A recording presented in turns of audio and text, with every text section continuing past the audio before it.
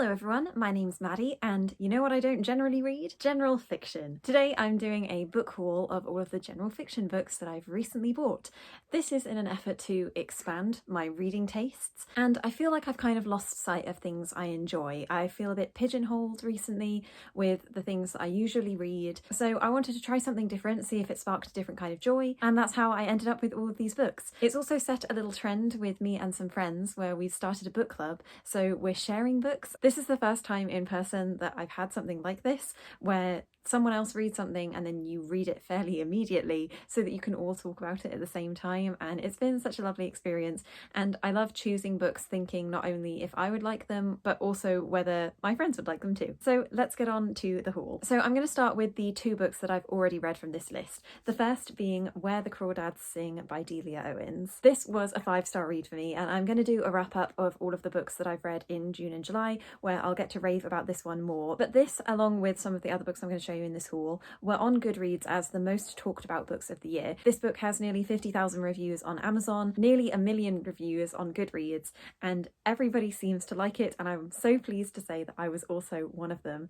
It was so different to anything I've ever read before, but so much about the story just really appealed to me, and I hope to find something like it again later this year. So there are two narratives to this. It's telling you mostly the story of Kaya, a girl who was abandoned by her entire family over the course of her early childhood, so she grows up alone in the marshes, and you follow her as she's ostracised from the community, learns how to survive on her own, and has her first romances. So that's in the 1950s, and then the second storyline is in the 1970s, where police have found a body at the bottom of the fire tower, and the marsh girl is deemed to be the only suspect. So as the book goes on, you realise the relationship that she has with this boy that was found, and it follows her court case. So the juxtaposition between the two stories was really juicy. It flips back and forth throughout the whole book, so it doesn't just wait until you've caught up and then tell you. The intrigue is always there, and I think it's definitely one that's worth the hype. I think because of the two different timelines as well, and the slightly different genres that they have of like mystery thriller and then more relaxed pastoral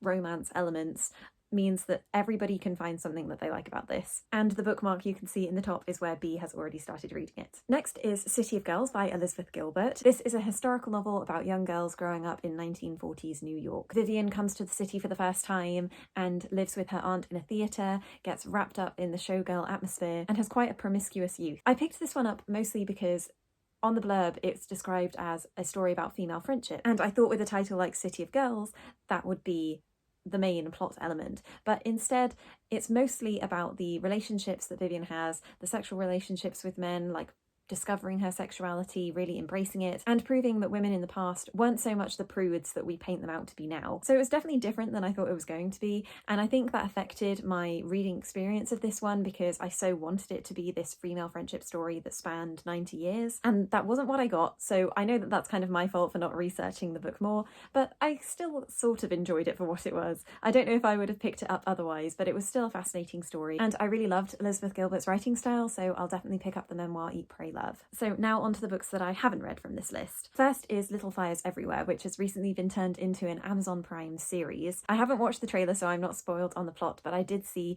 Cindy from Read with Cindy talk about this book, and it really fascinated me to pick it up. This is also another super buzzy one. It's like a big book of 2019-2020, and B has read it, so it's the one that I'm currently reading. It's all about this town called Shaker Heights, and these two women, Elena Richardson, who's lived there her whole life, and Mia Warren, a new woman, and her young daughter Pearl, who moved there. I'm only 50 pages in, but from what I've already read, I'm super intrigued. It starts with the Richardson house burning down, and everyone is blaming the youngest sibling, Izzy. So I'm very intrigued if she was the one that did it, and how things are going to be explained up until that point. Then the other most talked about book is Normal People by Sally Rooney. Again, not one I actually know that much about, just that it's short and also has a TV series, but I do like the fact that it charts the relationship between two people, Connell and Marianne, and I assume it's going to be a love story between them. Gosh, the list of prizes it's won or been nominated for is ridiculously long, and the characters seem to have quite polar opposite personalities, so that will make for an interesting dynamic between the two of them. I think when it comes to hauling these books and choosing which ones I was going to buy, I might as well have gone for the ones that I've heard so many people talk about, like adjacent to what I'm reading, because when I was first discovering YA, it was going for the books like The Hunger Games and Divergent and City of Bones, like going for the huge books that lots of people have read, so even if it's not exactly to your taste, you can use those books to calibrate it, hence why these are all like quite popular bestseller releases. Next is The Muse by Jessie Burton. This is the sophomore novel from this author. I have The Miniaturist on my Kindle, but never read it, surprise, surprise. I have seen the BBC miniseries though. It's intrigued me enough to pick up this second book, which seems to appeal to me slightly more. Again, it's 2 timelines and set in the 20th century, like quite a lot of these books. It's all about a girl in the 70s called Odell who has started working at this museum, and they acquire a new piece and discover something new about it. And the second plot line is in the 30s or 40s, talking about the artist who created that piece. So I'll be interested to see how both of those women's lives combine, and female-centred historicals seem to be quite a trend for me. Next is Eileen. This is the first novel from the author that wrote My Year of Rest and Relaxation, which I've heard a lot of people talk about on BookTube. I've heard that it's quite a Marmite read. People either really respond to it or hate it because the characters are so unlikable and it's about nothing. Unfortunately, the Goodreads reviews for this book are pretty similar. It's about a woman called Eileen, you've guessed it, who's the primary carer for her alcoholic dad and is working at a men's prison. There's nothing really going on in her life that is special until this woman called Rebecca rocks up and completely changes it. I'm a little thrown by all the buzzwords on the cover of this book, saying that it's a taut psychological thriller, but also a comedy, that it's playful, witty, seductive. I'm like, how could it be all of those things and be like 250 pages? That'll be quite a feat to achieve all of that. But if I respond well to this one, then I'm definitely going to give My Year of Rest and Relaxation a go. And I found this for only 99p in a charity shop, so you can't really go wrong. Also, I'm kind of hoping that the Rebecca character will be like an homage to Daphne du Maurier's character. I can only see women with that name in that light. Unfortunately, she has been typecast in my mind. Next is a book called Miller's Valley, and I picked this one up mostly because of the authors it's compared to on the back cover, being Anne Tyler and Elizabeth Strout. I read one book from each of those authors at university, and those were my favourite authors of the more contemporary ones I read. So I'm hoping this book fits in the centre of the Venn diagram of those two authors' works. Just like Little Fires Everywhere, it's all about this one town and the secrets kept between the people that live there. The main character, Mimi, having to reevaluate her place there as she discovers new secrets in relationships that she's been a part of for a really long time. So I have quite high hopes for this one. Now I've got 2 more genre-focused ones. The first being Fallen Angel, which is like a thriller mystery book, all about a woman who is the nanny for this family, and 16 years earlier one of the children had died when on holiday in Portugal, and they go to this reunion where the nanny then starts to suspect members of the family for the daughter's death. This one I picked up mostly because of the conversations that me and my friends have about long-standing cases like this, and I think thrillers are a really fun thing to read with other people to see if they have the same reactions, and they don't really have much reading power, so I think the best thing to do with them is to share them with other people, and that's a way that you can enjoy the story more than once. Finally, for physical books, we have the Flatshare,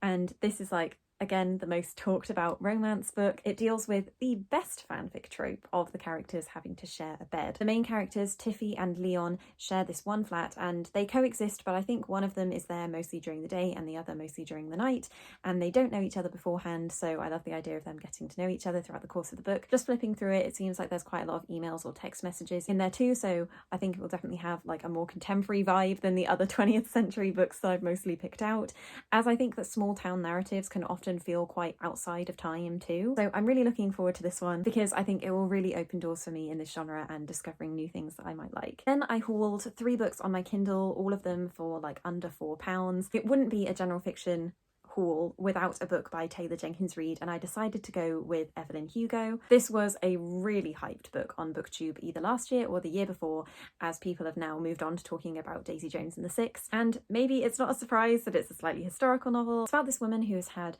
7 husbands, and I assume that we examine all of her relationships, but she's also a bisexual character, so I think it's also going to focus on the most important relationship to her that she didn't actually get to show to the public, and that was with a woman. Then I have Beach Read. I've actually already read this one. It was a really sweet romance, and it's coming from an author that's written YAs before, so there was a lot of crossover in the writing style. It's about 2 writers, January, who mostly writes romance, and Gus, who writes literary fiction, making a challenge to write in each other's genres. This unfortunately wasn't the main premise of the book, even though that is what was on the blurb and what I was quite excited for, because I thought it would make some interesting comments about women's fiction and romance and the value that we place in those books in comparison to literary fiction. And while that was a conversation that did take place in the book, it's mostly just about January and Gus and their romance as they come together because they had a history of being at the same university. But I thought that their banter and chemistry was just so perfect. It was exactly what I wanted a romance to be. It felt like I was just watching a rom-com. And then finally I hauled Queenie.